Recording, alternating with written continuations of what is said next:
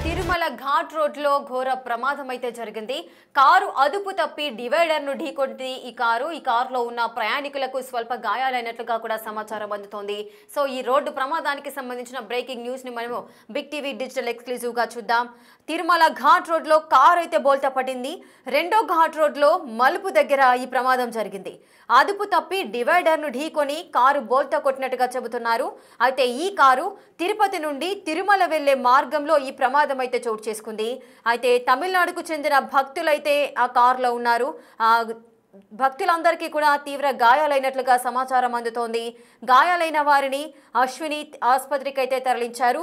కానీ ఈ ప్రమాదానికి గల మెయిన్ రీజన్ కూడా అతివేగం అని చెబుతున్నారు. ఈ స్పీడ్ డ్రైవింగ్ వల్లనే ఈ కారు బోల్తా పడడం అయితే జరిగింది. ఎస్, మీరు బిగ్ టీవీ స్క్రీన్ పైన చూడొచ్చు. కారు ఏ విధంగా ఘాట్ రోడ్డు పైన బోల్తా కొట్టిందో, కారు సిచ్యుయేషన్ ఏ విధంగా ఉందో మీరు చూడొచ్చు.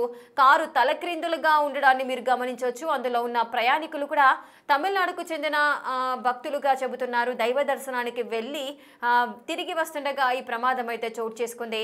ఎస్, అతివేగమే ప్రమాదానికి కారణంగా కూడా పోలీసులు అయితే భావిస్తున్నారు.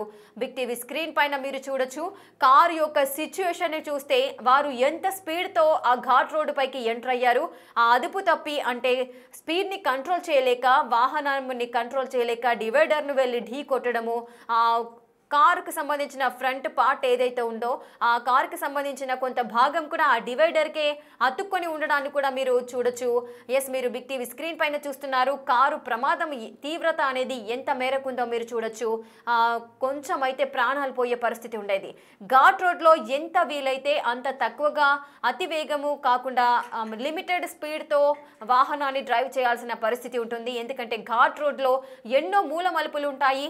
ఆ మలుపుల దగ్గర ఎంత స్లోగా వెళితే అంత జాగ్రత్తగా, అంత సేఫ్గా మన ప్రాణాలను అయితే మనం కాపాడుకోవచ్చు. కానీ ఈ విధమైన ఇంత మితిమీరిన వేగంతో ప్రయాణించడానికి గల కారణాలు ఏంటి?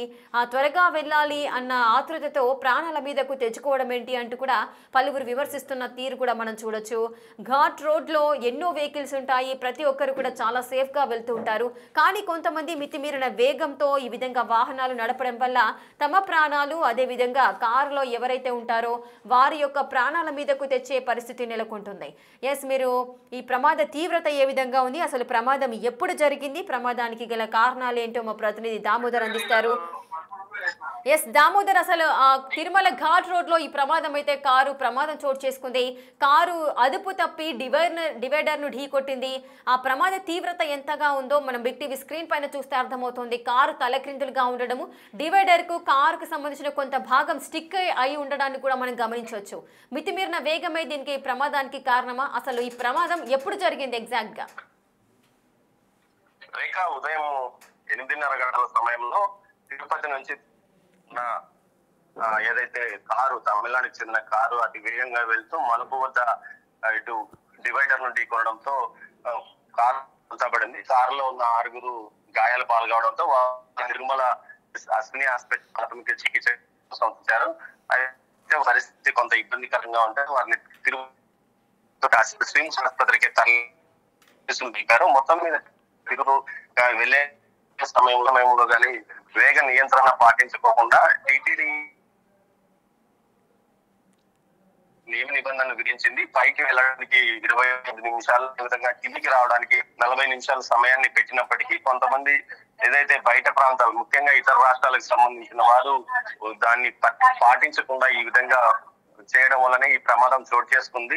వేగ పరిమితి లేకుండా కారును నడపడం వల్ల ఈ చోటు చేసుకుందని చెప్తున్నారు. ముఖ్యంగా డ్రైవర్ కాకుండా సొంత వాహనదారుడే ఈ రోజు ఈ కారును నడిపినట్లు సమాచారం. ఏదైతే తమిళనాడు నుంచి నేరుగా వస్తూ ఈ ప్రమాదానికి గురైనట్లు సమాచారం. మొత్తం మీద దీనికి సంబంధించి పోలీసులు దర్యాప్తు చేస్తున్నారు. అదేవిధంగా గాయపడిన వారిని ఒకరిని తిరుపతి స్విమ్స్ తరలించారు. మిగతా 5 పరిస్థితి క్షేమంగానే ఉందని చెప్తున్నారు. రేఖ. ఎస్ దామోదర్, అంటే ఈ కారులో ప్రయాణిస్తున్న వారంతా కూడా ఒకే కుటుంబానికి చెందిన వారా? రేఖ, తమిళనాడుకు సంబంధించి వారంతా ఒకే కుటుంబానికి శ్రీవారి దర్శనం కోసమే వారు వచ్చినట్లు చెప్తున్నారు. ముఖ్యంగా ఏదైతే స్వామివారి దర్శనానికి సంబంధించి వారు ఉదయం బయలుదేరినట్లు సమాచారము. ఉదయం తెల్లవారుజామునే బయలుదేరారు. కంటిన్యూగా వాహనం తోలడంతో పాటు ఏదైతే వేగంగా రావడం వల్లనే ఈ ప్రమాదం చోటు చేసుకున్నట్టు చెప్తున్నారు Rekha. Yes, thank you Damodar, thanks for the details. Right, ఇక తిరుమల ఘాట్ రోడ్లో రోడ్డు ప్రమాదం అయితే జరిగింది. అతి వేగమే ఈ ప్రమాదానికి కారణంగా భావిస్తున్నారు. కారు అదుపు తప్పి డివైడర్ని ఢీకొనడము, బోల్తా పడినట్టుగా కూడా తెలుస్తోంది. తిరుపతి నుండి తిరుమల వెళ్లే మార్గంలో ఈ ప్రమాదం అయితే చోటు చేసుకుంది. ఇక తిరుపతి నుండి తిరుమల వెళ్లే మార్గంలో ప్రమాదం జరిగింది. అటు తమిళనాడుకు చెందిన భక్తులకి తీవ్ర గాయాలయ్యాయి. మొత్తం కారులో 5గురు ఉన్నట్లుగా సమాచారం అయితే అందుతోంది. కుటుంబంలోని అంటే ఒకే కుటుంబము దైవ దర్శనానికి వెళ్తున్నారు. ఎగ్జాక్ట్గా 8:30 టైంలో, అంటే ఈ రోజు మార్నింగ్ 8:30 టైంలో అటు ఘాట్ రోడ్లో తిరుమల 2వ ఘాట్ రోడ్లో ఈ ప్రమాదం అయితే చోటు చేసుకుంది.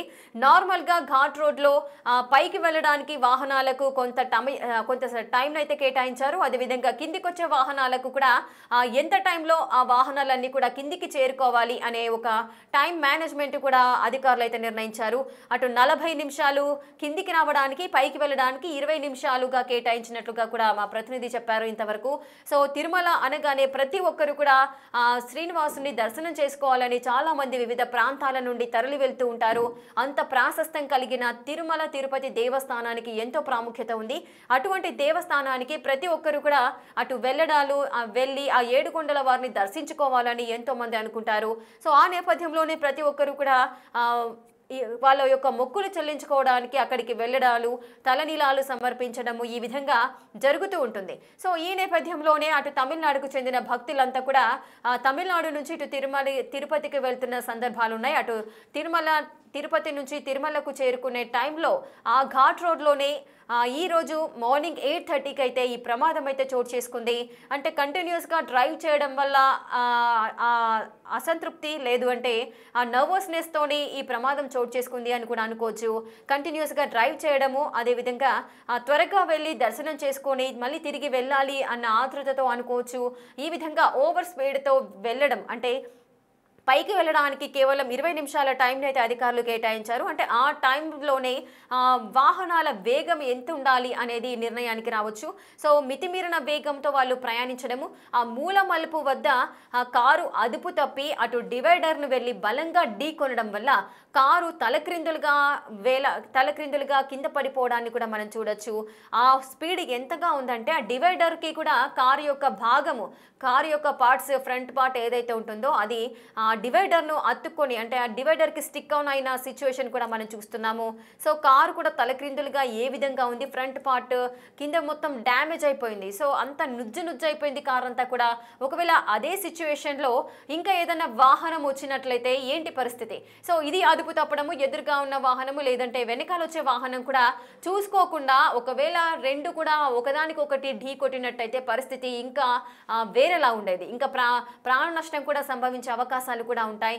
సో ఈ విధమైన నిర్లక్ష్యపు డ్రైవింగ్, అదేవిధంగా ఓవర్ స్పీడ్తో వెళ్ళడాన్ని తగ్గించుకుంటే ప్రాణాలను కాపాడుకోవచ్చని పలువురు అంటున్న తీరు అయితే ఉంది. సో ఈ ప్రమాదము తిరుమల తిరుపతికి దేవస్థానంకి సంబంధించిన తిరుమల ఘాట్ రోడ్ వద్ద, 2వ ఘాట్ రోడ్ వద్ద ఈ కారు ప్రమాదం అయితే చోటు చేసుకుంది.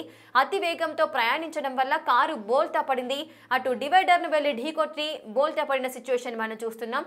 కారులో ఎవరైతే ఉన్నారో ప్రయాణికులంతా కూడా ఒకే కుటుంబానికి సంబంధించిన వారిలో ఒకరి పరిస్థితి అయితే 5గురు కూడా సేఫ్గా ఉన్నట్టుగా సమాచారం అందుతోంది. వారంతా కూడా దగ్గరలో ఉన్న హాస్పిటల్కి వాళ్ళని తీసుకువెళ్ళడము, జాయిన్ చేయడం కూడా జరిగింది. వారు ప్రజెంట్ అయితే ప్రాణాలతో బయటపడ్డారు. కానీ ఇటువంటి ఓవర్ స్పీడ్తో వెళ్ళడము తగ్గించుకుంటే మంచిది, ప్రాణాలు కాపాడుకోవచ్చు అంటూ కూడా పలువురు చెబుతున్న సిచ్యువేషన్స్ ఉన్నాయి.